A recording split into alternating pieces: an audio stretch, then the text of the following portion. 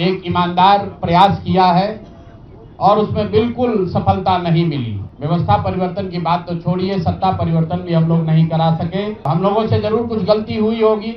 हम लोग सामूहिक तौर पर हारे हैं और आत्मचिंतन का समय है, हम लोग भी चिंतन करेंगे। बहुत बहुत धन्यवाद साथियों। सबसे पहले तो आप सबका यहाँ समय निकालकर आने के लिए शुक्रिया। जिस दल को सिर्फ 3.5% वोट मिला है, उसकी प्रेस वार्ता में इतने प्रेस के साथी आए हैं, तो ये दिखाता है कि कुछ तो काम हम लोगों ने सही किया होगा। हम लोग बिहार आज से 3.5 साल पहले व्यवस्था परिवर्तन के संकल्प से आए थे। एक ईमानदार प्रयास किया है और उसमें बिल्कुल सफलता नहीं मिली। ये मानने में कोई गुरेज नहीं है। व्यवस्था परिवर्तन के जिस अभियान को लेकर चले थे, व्यवस्था परिवर्तन की बात तो छोड़िए, सत्ता परिवर्तन भी हम लोग नहीं करा सके, लेकिन बिहार की राजनीति को बदलने में जरूर थोड़ी बहुत भूमिका हम लोगों की बनी है। तो हम लोगों से जरूर कुछ गलती हुई होगी। हम लोग के प्रयास में, हम लोग के सोच में, हम लोग के बताने के तरीके में जरूर कुछ गलती रही होगी कि जनता ने हम लोग को नहीं चुना है, जनता ने हम लोग पर वो विश्वास नहीं दिखाया। तो उसकी जिम्मेवारी जो है वो पूर्णतः मेरी है, प्रशांत किशोर की है, और वो जिम्मेवारी मैं 100% अपने ऊपर लेता हूं कि मैं बिहार की जनता को, अपने साथियों को, इस व्यवस्था से जुड़े हुए लोगों को, जिस प्रयास से हम लोग जुड़े थे, जिस प्रयास को करना चाहते थे, उससे उनका विश्वास उस पर मैं नहीं जीत पाया। हम लोग सामूहिक तौर पर हारे हैं और आत्मचिंतन का समय है, हम लोग भी चिंतन करेंगे। जो लोग जीत कर आए हैं उनको खूब बधाई। जनता ने अपने लिए अपना रास्ता चुना है, अपने लिए सरकार चुन ली है। अब नीतीश जी और भाजपा के लोगों पर जिम्मेवारी है कि बिहार में जिन बातों को लेकर वो सत्ता में आए हैं, बिहार में तरक्की हो, बिहार में भ्रष्टाचार से जो जनता जूझ रही है, भ्रष्टाचार खत्म हो, यहाँ पर लोगों के लिए रोजी रोजगार हो, और सबसे बढ़ के जो मुद्दा है पलायन का, बिहार से पलायन बंद हो। हम लोगों से जो गलती हुई है, जिन लोगों ने जन स्वराज के विचार पर इस सोच से इस प्रयास से जुड़कर एक सपना देखा था, एक उनकी सोच बनी थी, उनकी आशा की किरण जगी थी कि बिहार में एक नई व्यवस्था बनाई जा सकती है, उन सब के आशाओं पर, अपेक्षाओं पर, उनके सपनों पर खरा नहीं उतरने के लिए जो दोष है वो मेरा है। इसलिए मैं आपसे विनम्रता से आपसे माफी मांगता हूं कि मैं आपके सपनों के आधार के अनुसार, आपके सोच के अनुसार वो व्यवस्था बनाने में नाकामयाब रहा हूं। और प्रायश्चित के तौर पर मैं आज से 2 दिन के बाद 20 तारीख को गांधी भितिहरवा आश्रम में, जो रास्ता गांधी जी ने बताया है, मैं अपने लोगों को, बिहार के लोगों को ये नहीं समझा पाया कि किस बात पर उनको वोट देना चाहिए, क्यों उनको नई व्यवस्था बनानी चाहिए। तो प्रायश्चित के तौर पर मैं अपने से भितिहरवा आश्रम में 1 दिन का उपवास, मौन उपवास रखूंगा। जो भी जन स्वराज के साथी हैं वो जहां पर हैं वहां, अगर वो समझते हैं कि हम लोग के प्रयास में, सोच में जो कमी रह गई, उसको सुधार के लिए प्रायश्चित के तौर पर हम लोग 1 दिन का सामूहिक उपवास रखेंगे। मैं खुद भितिहरवा, गांधी आश्रम भितिहरवा में रहूंगा। 24 घंटे का एक उपवास रखेंगे। गलती हम लोगों से हुई होगी, कमी रही होगी, लेकिन हम लोगों ने कोई गुनाह नहीं किया। गलती हो सकती है, गुनाह नहीं है। वोट नहीं मिलना गुनाह नहीं है। मैं बिहार की जनता के सामने अपने साथियों के साथ बिल्कुल सर उठा के ये कह सकता हूं कि हम लोगों ने गुनाह नहीं किया है। जिस बिहार में पिछले 30-35 साल से सिर्फ जाति की राजनीति हुई है, वहां पर इस समाज में जातियों का जहर फैलाने का गुनाह नहीं किया है। हम लोगों ने बिहार में हिंदू मुस्लिम की राजनीति नहीं की है, लोगों को धर्म के नाम पर बांटने का गुनाह नहीं किया है। हम लोगों ने बिहार की गरीब जनता को, भोले भाले लोगों को पैसा देकर उनका वोट खरीदने का गुनाह नहीं किया है।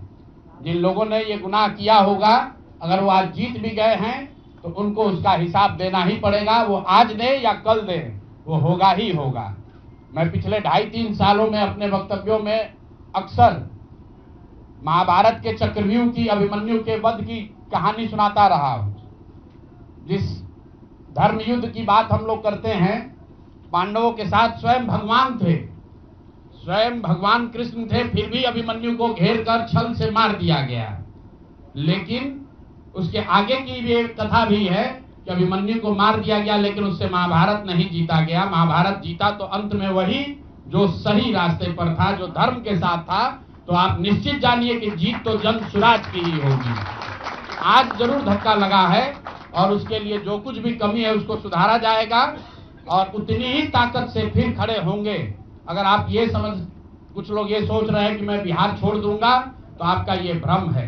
अंग्रेजी में एक फ्रेज है, you are not defeated till you quit. जब तक आप छोड़ेंगे नहीं तब तक आप हार नहीं सकते हैं।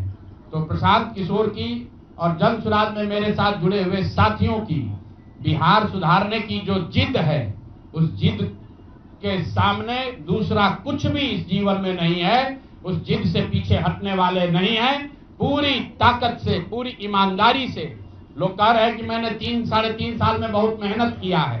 तो जितनी मेहनत करते हुए आपने मुझे 3 साल में देखा है, उससे दुगनी मेहनत करेंगे और पूरी ताकत से लगेंगे। पीछे हटने का सवाल नहीं है। जब तक बिहार को सुधारने के अपने संकल्प को पूरा न कर लें, तब तक पीछे हटने का कोई सवाल ही नहीं है। अब चुनाव के परिणामों को लेकर जो बात है, उस पर बहुत विवेचना हो रही है। आपने भी कहा, बड़े बड़े विशेषज्ञ आकलन कर रहे हैं। कोई बता रहा है कि पैसे से जीत लिया गया, कोई बता रहा है कि लालू जी के डर से ध्रुवीकरण हुआ इसलिए जीता गया। कुछ लोग बता रहे हैं कि जातियों की बात अभी पूरी तरह खत्म नहीं हुई। मैं यहाँ चुनाव के विश्लेषण के लिए नहीं बैठा हूं, लेकिन एक बात तो बिल्कुल स्पष्ट है कि पहली बार स्वतंत्र भारत के इतिहास में और खासकर बिहार में पहली बार ऐसा हुआ है कि कोई चुनाव जिसमें सरकार ने करीब करीब 40,000 करोड़ रुपया जनता के पैसे को खर्च करने का वादा किया है।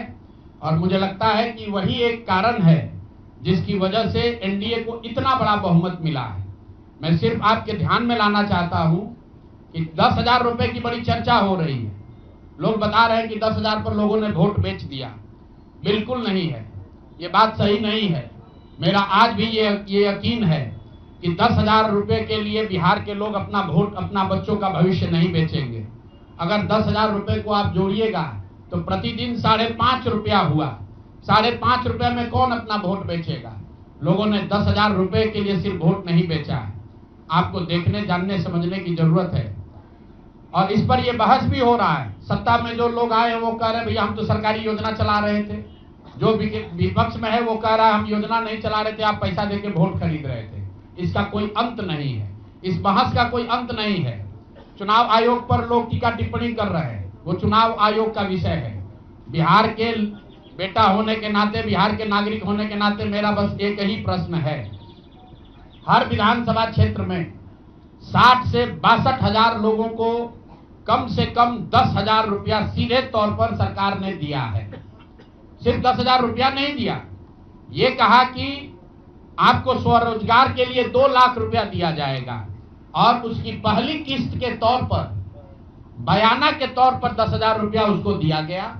और पूरा सरकारी तंत्र लगाया गया लोगों को ये बताने के लिए कि अगर आप एनडीए को वोट देते हैं तो आपको 10,000 रुपए के साथ साथ आने वाले 6 महीनों में 2 लाख रुपए तक की सहायता मिलेगी।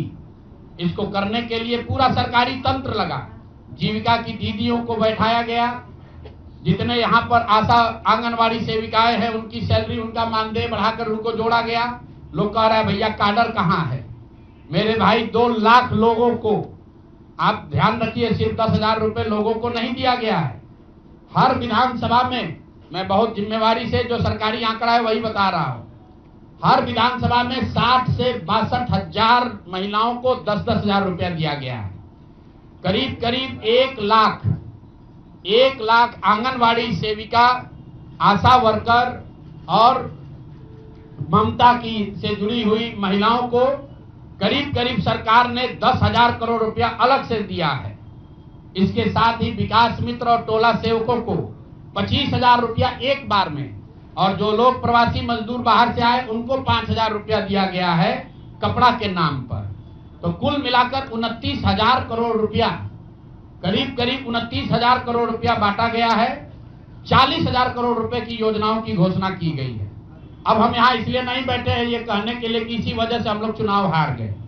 मेरा अब सीधा सरकार से एक आग्रह है कि आपने 2 लाख रुपए देने का वादा किया है, जनता ने आपको मत दे दिया, अब आप सत्ता में बैठे हैं, तो कृपा करके जो 1.5 लाख महिलाएं, 1.5 करोड़ महिलाएं हैं जिनको आपने 10,000 रुपया दिया है, उन सभी महिलाओं को अगले 6 महीने में 2 लाख रुपए तक देने की व्यवस्था कीजिए।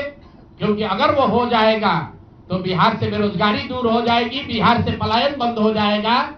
और अगर आपने ये नहीं किया तो ये बिल्कुल स्पष्ट हो जाएगा कि आपने ये 10,000 रुपया किसी योजना के तहत नहीं दिया था, सिर्फ और सिर्फ वोट खरीदने के लिए दिया था।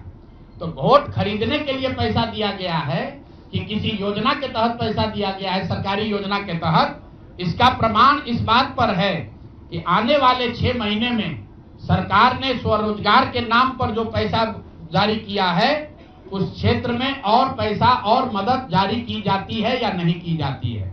हम लोग एक भी विधायक न जीते कोई बात नहीं, जन सुराज, और कई लोगों का सवाल है नीतीश कुमार को 25 सीट आने की बात है।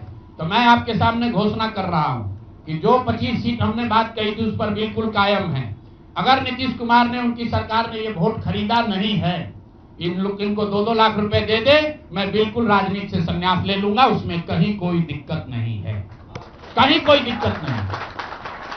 बिहार के 1.5 करोड़ लोगों को 2-2 लाख रुपया नीतीश कुमार दिलवा दे, मैं मान लूंगा कि हमारे आकलन में गलती थी, हमारी गलती थी।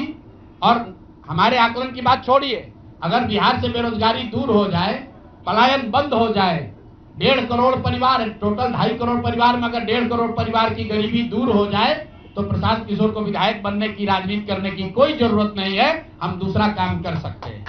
तो आपका अगर ये सवाल है कि 25 सीट की बात है, बिल्कुल 25 सीट से ज्यादा नीतीश कुमार को ना आना चाहिए था, ना आता। एक ही फैक्टर है, ये पैसा बांटकर जो वोट आपने खरीदा है, खरीदने का आप पर इल्जाम है। तो इसको आप इतने 20 साल से आप मुख्यमंत्री हैं, तो आप इस इल्जाम को धो दीजिए। अगले 6 महीने में 1.5 करोड़ लोगों को, 1.5 करोड़ परिवार को स्वरोजगार की व्यवस्था कर दीजिए। और अगर नहीं कीजिएगा तो हम लोग यहीं पर हैं। मैं आपके सामने एक नंबर जारी कर रहा हूं, मेरा अपना व्यक्तिगत ऑफिस का 91-216, 91-216। जितने लोग हैं जिनको भी 10,000 रुपया का बयाना नीतीश कुमार सरकार ने, अधिकारियों ने, जीविका की दीदियों के माध्यम से दिया है, इस आश्वासन के साथ कि अगर आप नीतीश कुमार को, एनडीए को वोट देंगे तो आपको 2 लाख रुपया 6 महीना में मिलेगा। तो मेरे भाई, अब समय चालू हो गया, आप आ गए हैं सत्ता में और हम लोग आराम से बैठे हुए हैं बिहार में। हर वो महिला, हर वो परिवार जिसको 2 लाख रुपया नहीं मिलता है, आप प्रशांत किशोर से संपर्क कीजिए, आप जन सुराज से संपर्क कीजिए। अब सलाह का समय खत्म हुआ, अब संघर्ष का समय शुरू होगा। हमने 3.5 साल लोगों को सलाह दिया है, हमने 3.5 साल लोगों को जाकर घर घर हाथ जोड़ा है, कभी वोट नहीं मांगा। लोगों को यही कहा कि अपने बच्चों के लिए वोट दो, अच्छे लोगों को जिताओ। लोगों ने अपने हिसाब से अच्छे लोगों को जिताया है। जिन मुद्दों पर जिताया है उसका मैं स्वागत करता हूं कि स्वरोजगार ही सबसे ज्यादा जरूरी है। उसका वादा एनडीए की सरकार ने किया है, नीतीश कुमार ने किया है, और 10-10 हजार रुपया बानगी के तौर पर, एडवांस के तौर पर उन महिलाओं को दिया है। तो अब अगले 6 महीना में उन सभी महिलाओं को, उन सभी परिवारों को नीतीश कुमार की सरकार स्वरोजगार का अवसर दे, उनको 2 लाख रुपए की मदद दे, ताकि वो 1.5 करोड़ परिवार के लोग बेरोजगारी से बाहर निकल सके, गरीबी खत्म कर सके और उनके बच्चे गुजरात में, तमिलनाडु में जाकर मजदूरी न करें। और अगर ये नहीं होगा तो हम लोग तो विधानसभा में हैं नहीं। जनता ने जो आदेश दिया है कि गांव-गांव घूमिए और लोगों की मदद कीजिए, तो जिनको भैया ये 2 लाख न मिले वो प्रशांत किशोर के पास चले आइए, जन सुराज के साथियों के पास आइए, आपकी आवाज बनकर, आपके साथ खड़े होकर ब्लॉक, पंचायत, डिस्ट्रिक्ट के ऑफिसेज में, सरकारी दफ्तरों में हम लोग चलेंगे। जरूरत पड़ेगा नीतीश कुमार के पास चलेंगे, क्योंकि उन्होंने कहा है कि 10,000 रुपया बयाना ले लीजिए, जब मैं जीत कर आऊंगा आपको 2-2 लाख रुपए दूंगा, ताकि सब लोग अपने पैर पर खड़े हो जाएंगे। तो जन सुराज के लोग अब ब्लॉक में, और जिन लोगों ने, आपने सुना होगा सहारा में लोगों को कहा गया पैसा डबल हो जाएगा, सहारा के जिन लोगों ने एजेंट बनकर, समाज के कई लोगों ने सहारा में पैसा जमा कराया, सहारा वाले भाग गए तो लोग एजेंट को खोज रहे हैं। तो जो सरकारी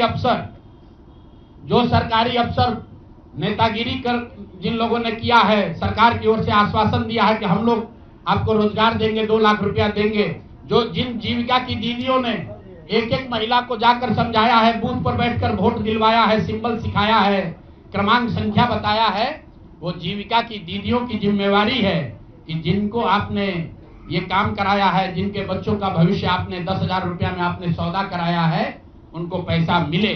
और अगर वो 2 लाख रुपया नहीं मिलेगा तो 6 महीने का समय है, 6 महीने के बाद हर वो व्यक्ति जिसको पैसा नहीं मिले उसके लिए जन सुराज का, प्रशांत किशोर का दरवाजा खुला हुआ है।